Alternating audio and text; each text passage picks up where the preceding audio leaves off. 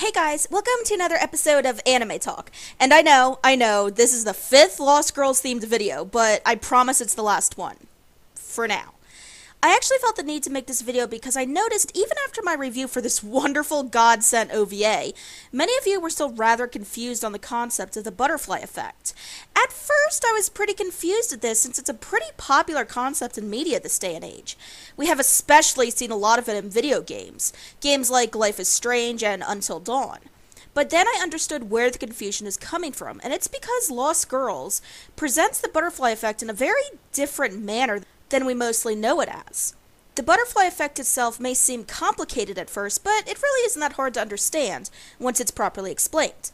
The butterfly effect happens when someone makes a specific choice in life. It could be anything really, choice of career, choice of a new pet, choice of partner, or even a choice of something simple like a new game console. Let me give a proper example. Let's say you're at a school and you see a fellow student being bullied. You can choose to either defend the victim or just not get involved. By choosing to defend the victim, you could have set up a path for a potential friendship, or at least make that person feel like someone actually cares. If you choose not to get involved, you set up the possibility of the student either dropping out of the school to get away from the bullying, or depending on a million different things, it could lead to them committing suicide, depending things on like their home life, state of mind, and if they have a social life outside of school. Let's give a bigger example. You're a young woman who's using a dating app. You like two different guys a lot, so you decide to spend time with them both separately. One of the guys is extremely attractive, sweet, great in bed, and is basically the embodiment of your own personal Prince Charming.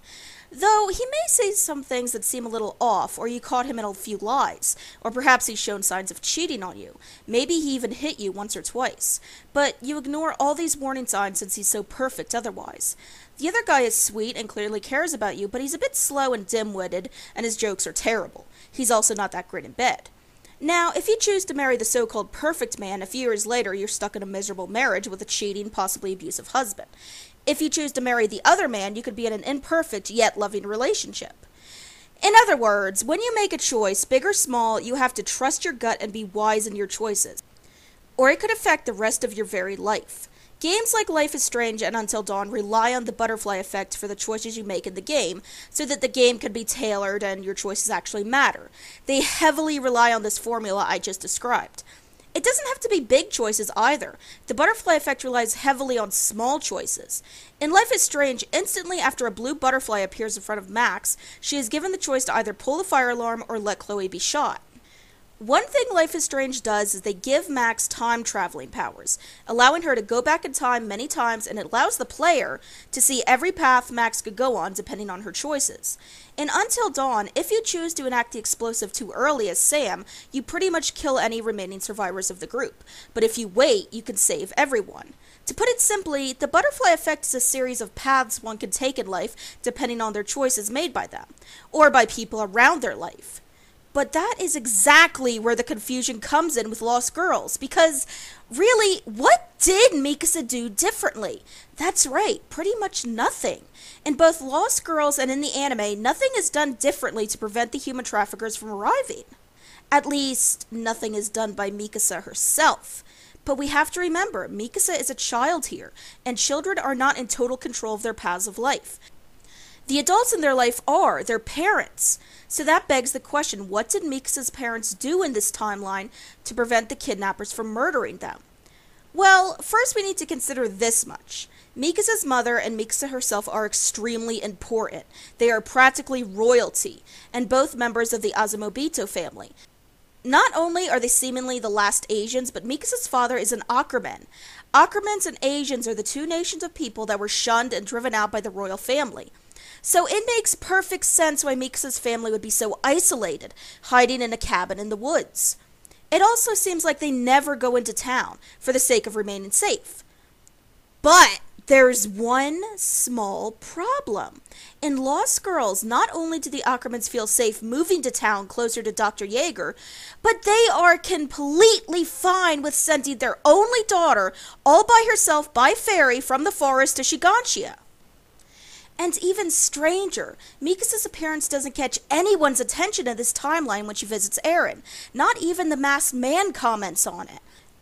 So if Mikasa is the daughter, the literal heir of Hizuru, a girl with both Ackerman blood and Asian blood pumping through her veins, the very princess of Hizuru, and a child produced by both an Ackerman and an Asian, then why would her parents feel so safe about sending Mikasa all by herself in this timeline? Why is no one noticing this girl with a clearly different eye shape? What did her parents do in this timeline that prevented the human traffickers from attacking?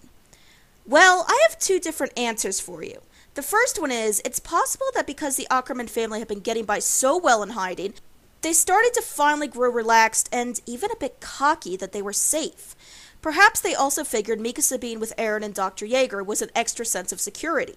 As far as the human traffickers, Mikasa's parents didn't do anything to prevent that. Instead, the human traffickers did something to themselves. They're traveling in a forest to find this family, and it's possible they came to a fork in the road, either the fast path or the slow path. In the real timeline of the anime, they chose the fast path so they could get to the cabin long before Dr. Jaeger even showed up. But in the Lost Girls timeline, they maybe figured the slow path would be safer.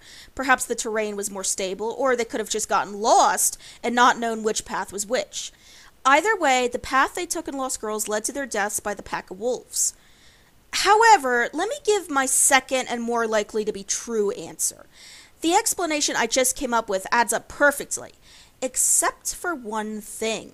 None of it really needs to be explained, and the simple reason for this is because everything we saw in Lost Girls was nothing more than a fantasy, a vision Mikasa thought of in her head, a fantasy she came up with in her moments before death. She escaped to a world that was perfect, until cruel reality pulled her back and she realized, no matter the different choices made, Eren will always want to escape the walls, and it will always lead to his possible death.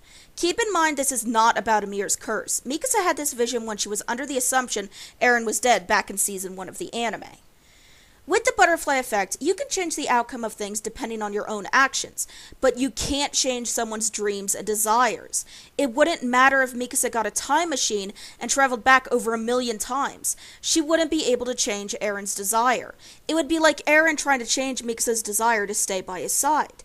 And that is exactly what Lost Girls is trying to tell us, and what the butterfly effect ultimately means. The only reason there was confusion is because it's pretty rare to see the butterfly effect used for a vision/fantasy rather than real-time choices. Also, a very special video is coming out tomorrow, guys, so keep an eye out for it. I hope this explanation helped you all understand the butterfly effect better in Lost Girls Mikasa OVA. Let me know in the comments below.